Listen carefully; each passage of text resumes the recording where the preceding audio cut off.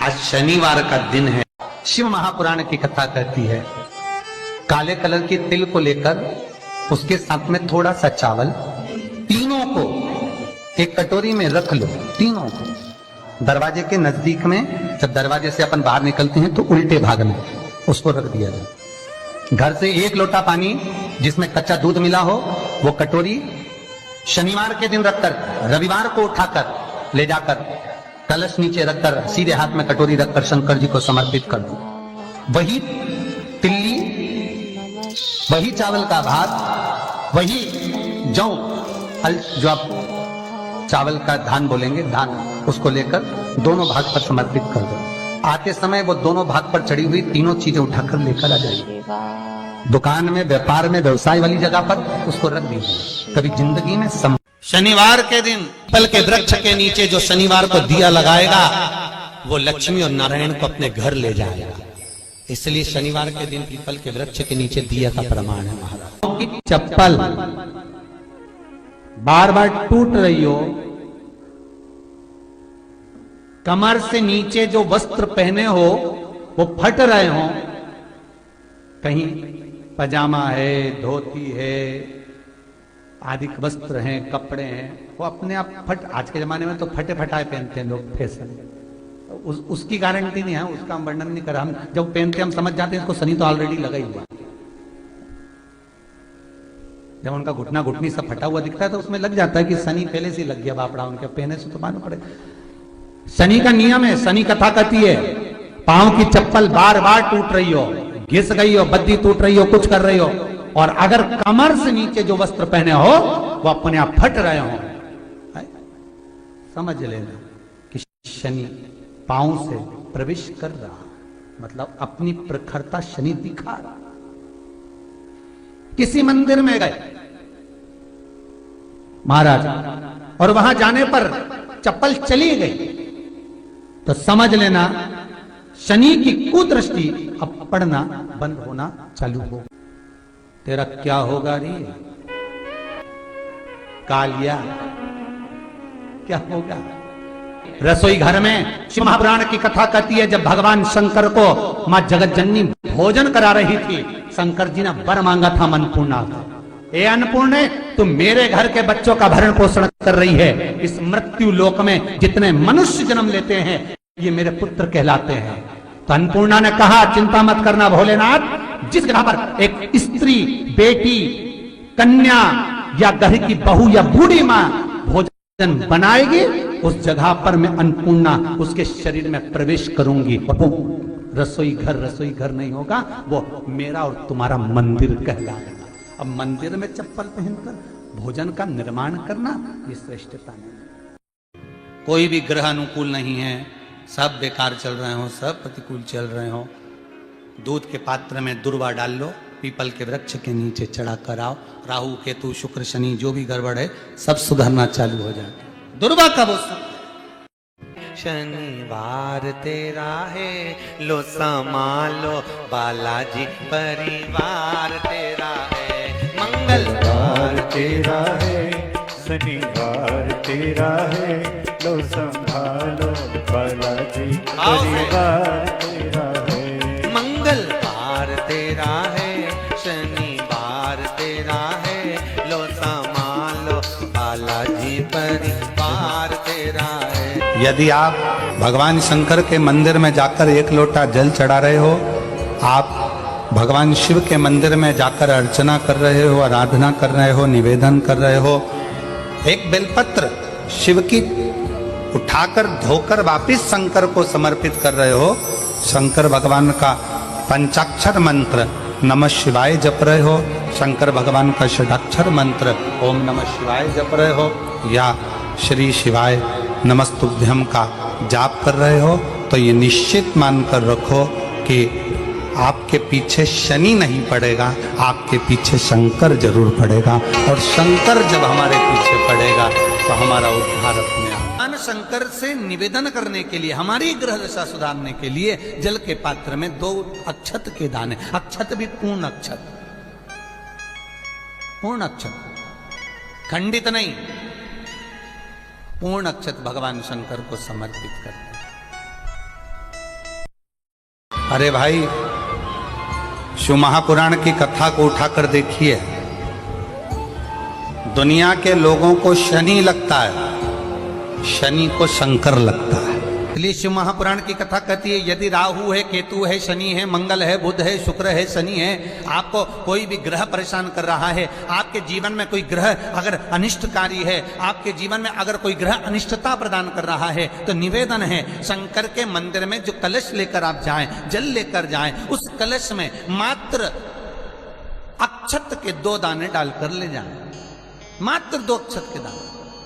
महाराज, शनिवार के दिन अगर शिव की आराधना करी जाए, शनिवार के दिन अगर शंकर को जल चढ़ाया जाए, तो जिंदगी में व्यक्ति की कभी अकाल मृत्यु नहीं होती। को अगर मौका मिले तो नैमिषारण्य की भूमि पर जो चक्र तीर्थ है, उस चक्र तीर्थ को हमारे यहां पितरों की नाभि कहा गया।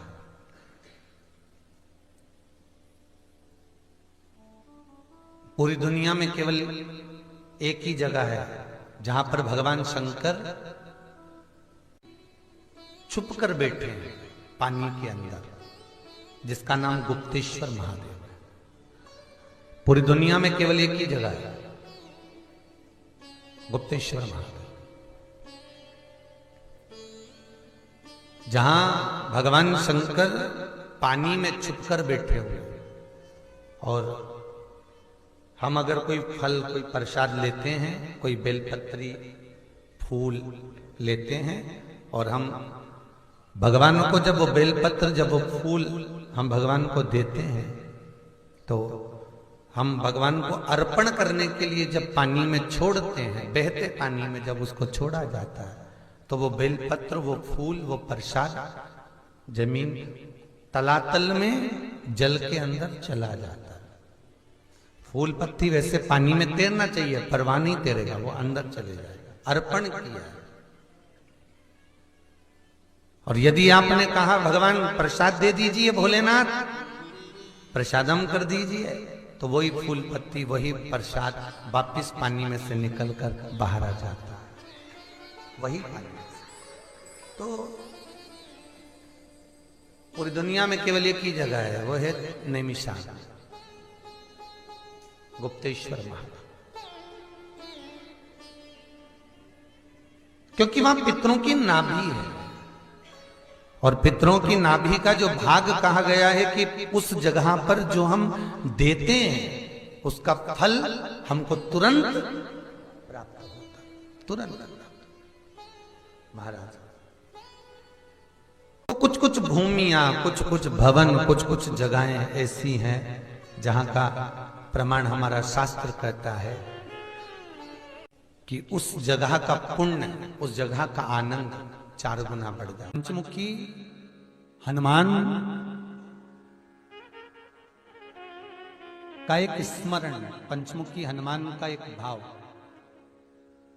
महाराज, जैसे बहुत ज्यादा तकलीफ अगर व्यक्ति को हो गई है, बहुत कष्टमय जीवन चल रहा है, हार गए हर जगह से और तकलीफमय जीवन चल रहा है, तो पंचमुखी हनुमान का एक शिव महापुराण का और स्कंद पुराण का एक बड़ा सुंदर मंत्र है। उस मंत्र को आप सब एक बार हमारे साथ में बोलें। ओम नमो हनुमते रुद्र अवताराय सर्व शत्रु संहारणाय सर्व रोग हराय सर्व वशीकरणाय रामदूताय स्वाहा। बस इस मंत्र को हाथ में काली तिल लेकर, एक जौ लेकर और गूगल लेकर, थोड़ा सा इसमें गाय का घी डालकर, कंडे को या अग्नि को जलाकर इस मंत्र का 11 बार 21 बार जाप कर कर अपनी कामना कर कर छोड़ दीजिए। कैसा भी रोग हो, बीमारी हो, कष्ट हो, दुख हो, तकलीफ हो, 21 दिन के अंदर वो आनंद आना प्रारंभ कर देता है। इस मंत्र, स्कंद पुराण का, शिव महापुराण का ये मंत्र मूल पंचमुखी हनुमान सुख देंगे। और एक और चीज याद रखिए महाराज, यदि कोई काम के लिए जा रहे हो, कोई व्यापार के लिए जा रहे हो या नौकरी करने के लिए जा रहे हो और लगी नहीं रही, बहुत तकलीफ पा रहे हो, सर्विस ही नहीं लग रही, बहुत कष्टमय हो गया, तो निवेदन करूंगा 5 पीपल के पत्ते पर बेसन के 5 लड्डू घर में बने हुए गाय के घी के 5 लड्डू रख लो, उस लड्डू के बीचों बीच एक आटे का दिया और उसमें तिल्ली का तेल डालकर इसी मंत्र का प्रयोग कर कर पंचमुखी हनुमान का किसी भी हनुमान के मंदिर में जाकर, दक्षिण मुखी हनुमान के मंदिर में जाकर उसको रख कर आ जाइए। इसके बाद आप उस काम के लिए जाइए, आपका काम सफल हो जाएगा। आपको किसी को नहीं कहना पड़ेगा कि हाथ जोड़ना नहीं पड़ेगा, किसी के पांव नहीं पड़ना पड़ेंगे, तुरंत काम होगा। बस इस मंत्र का स्मरण कर कर पंचमुखी हनुमान का भूतेश्वर जो मंत्र है वो सुख देने वाला। शनिवार के दिन जो पीपल के वृक्ष में सरसों के तेल का दीप लगाता है उसको शनि कभी परेशान नहीं करता। एक बात हमेशा ध्यान रखिएगा, मान लो अगर कोई भारी रोग ऐसा शनि महाराज के कारण हो गया हो, अच्छे काम करते करते उल्टे हो रहे हैं, होते हैं किसी किसी के साथ में, विपरीत परिस्थितियां आ जाती है, अच्छा करने जाओ बुरा हो जाता है, अच्छा कर्म करने जाओ बुरा हो जाता है। तो पीपल के वृक्ष की जो छाल होती है, छाल देखिए, पीपल के वृक्ष में जो छाल लगी होती है, उस छाल को घिसकर चंदन बनाकर भगवान शंकर का स्नान कराकर, अभिषेक कराकर, पूजन कराने के बाद में पिपलेश्वर महादेव का नाम लेकर, कौन से महादेव?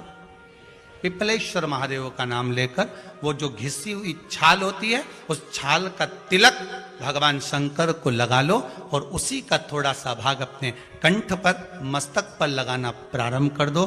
धीरे धीरे जो विपरीत दशा है वो सुधरना प्रारंभ हो जाती है। पर नाम याद रखना, पिपलेश्वर।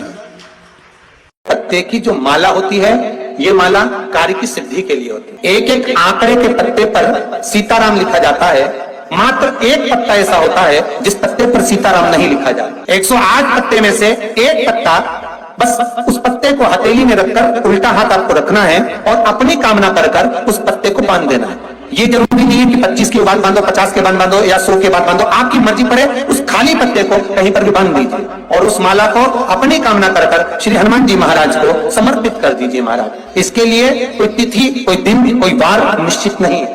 बस ये माला जब हनुमान जी को चढ़ जाए तब एक घी का और एक तेल का दिया हनुमान जी के सम्मुख में लंबी बाती का लगा देना महाराज, और अपनी कामना कर कर आप आ जाइए। आपकी वो कामना 2.5 महीना या 3 महीना, इससे ज्यादा नहीं जाएगा, वो कामना बाबा पूरी करेगा, क्योंकि शिव और हनुमान ये सब एक ही स्वरूप।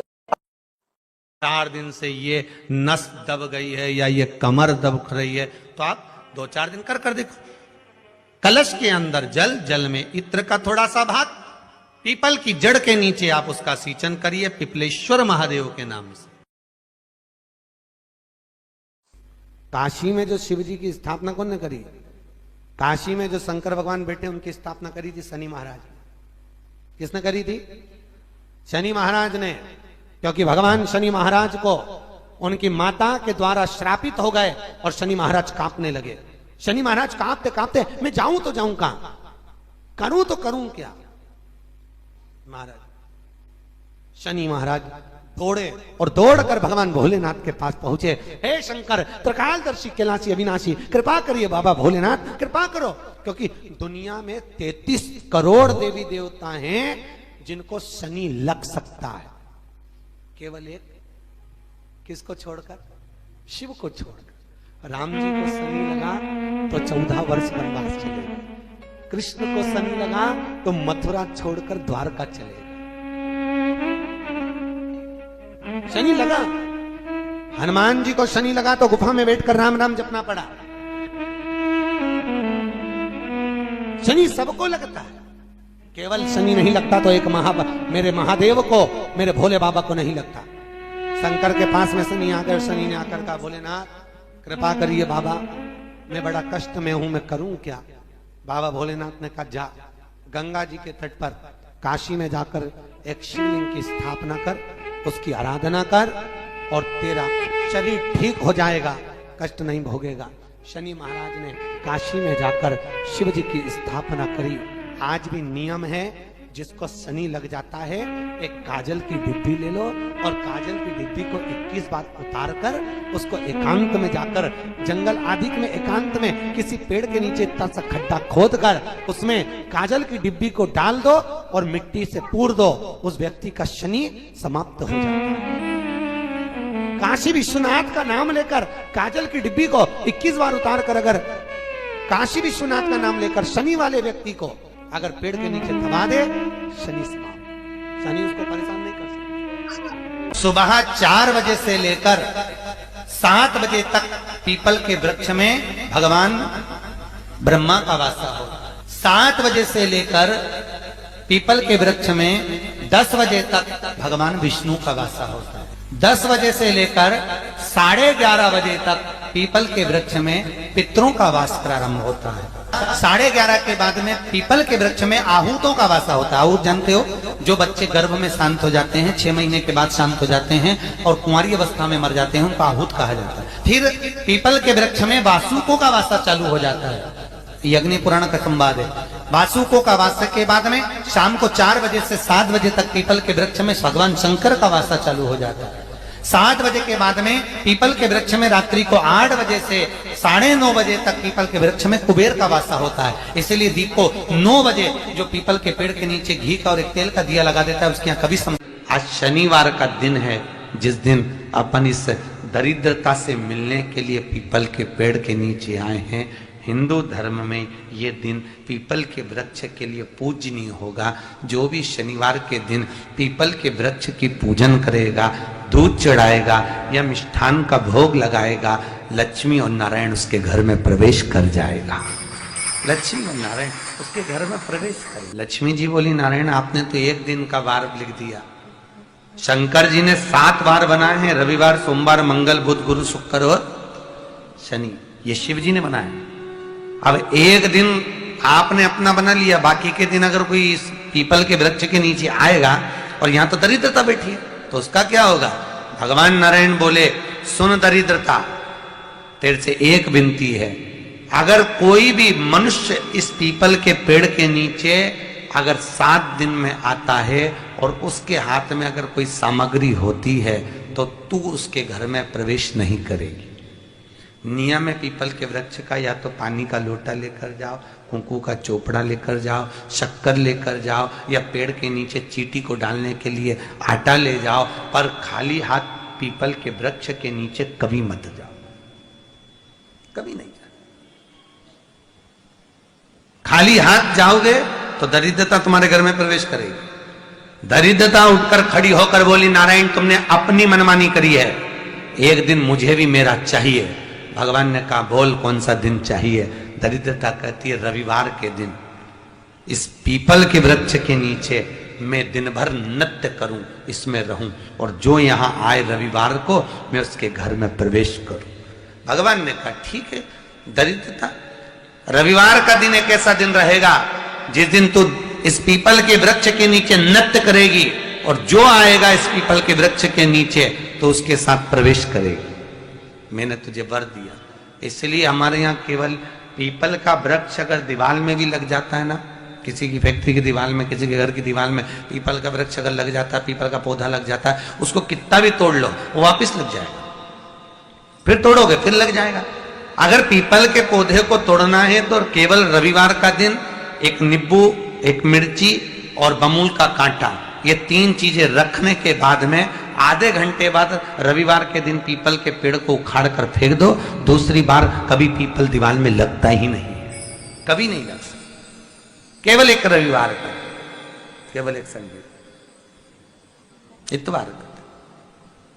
घर में दीवानों पर अगर पीपल लग भी गया है, इसलिए पीपल के वृक्ष को उखाड़ने का, अगर घर में पीपल लगा हुआ है या पीपल का पौधा हमारे घर में लग गया, उसको उतारना, निकालना, लगाना, तो पीपल के वृक्ष को अगर निकाला जाता है तो रविवार के दिन, और अगर पीपल के वृक्ष को कहीं लगाया जाता है तो सोमवार के दिन या मंगलवार के दिन, बुधवार के दिन, इन दिनों में लगा सकते पीपल के वृक्ष कहीं लगाना।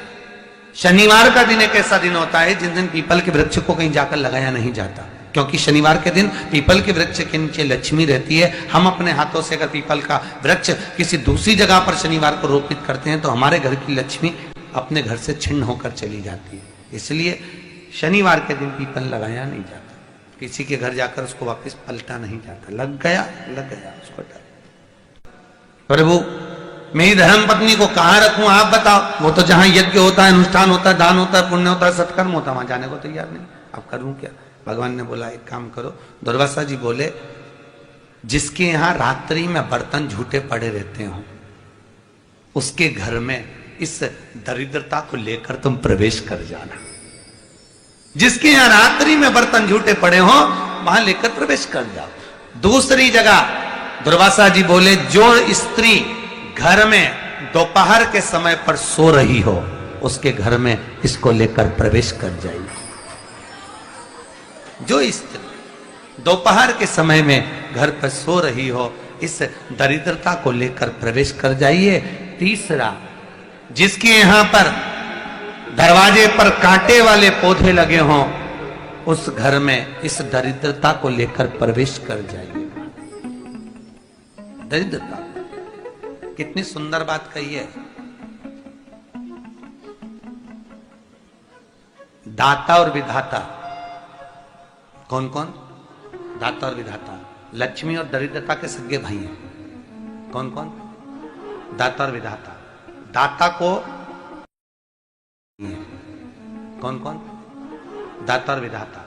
दाता को फिटकरी प्रिय है, विधाता को नमक प्रिय है।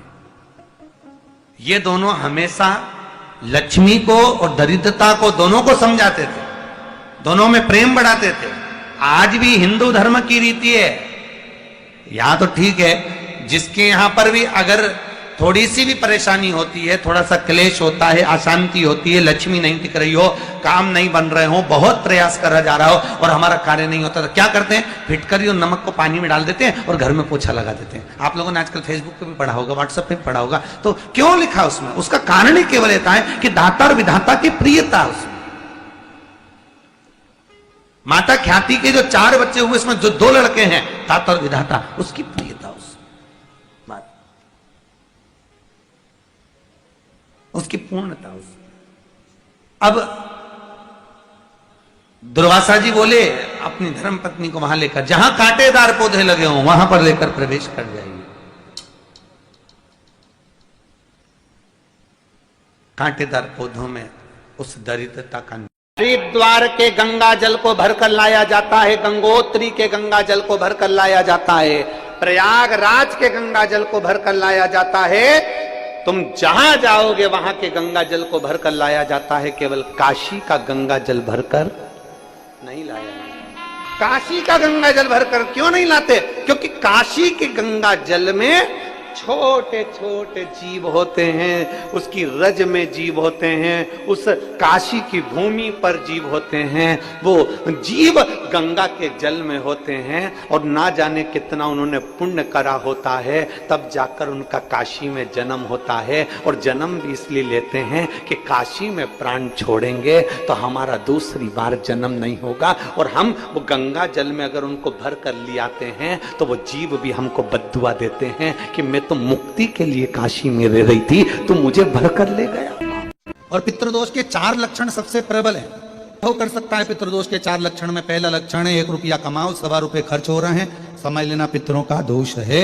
दूसरे नंबर का, एक व्यक्ति घर में बीमार है, ठीक हुआ, दूसरा बीमार पड़ गया, तीसरा ठीक हुआ, चौथा बीमार पड़ गया। घर में कोई ना कोई निरंतर बीमार पड़ा हुआ है, दवाई गोली लगी रही है, समझ लो पितरों का दोष है। तीसरे नंबर पर आप कोई पूजन की थाली लगाए, किसी को भोजन देने जा रहे थे, किसी को पानी देने जा रहे थे, किसी को भोजन का कोई नाश्ता देने जा रहे थे, और आपकी ट्रे में से, आपकी थाली में से, आपके हाथ से अगर कोई भरा हुआ पात्र पानी का गिर गया, नाश्ते का गिर गया, थाली गिर गई, कोई दूध का गिलास गिर गया, कोई सामग्री गिर गई, कोई पूजन की थाली तुम्हारे हाथ में है और पूजन की थाली में से मालूम पड़े कोई सामान गिर गया नीचे, समझ लो कि पितृ का दोष है। और चौथे नंबर पर पितरों का दोष का वर्णन किया गया, घर में जितने सदस्य रह रहे हैं अगर वो किसी न किसी रूप में एक दूसरे पर चिढ़कर बोल रहे हैं, क्रोध कर बोल रहे हैं। प्रश्न बहुत छोटा सा है, पत्नी ने कुछ कहा, उसका उत्तर पति ने चिढ़कर दिया,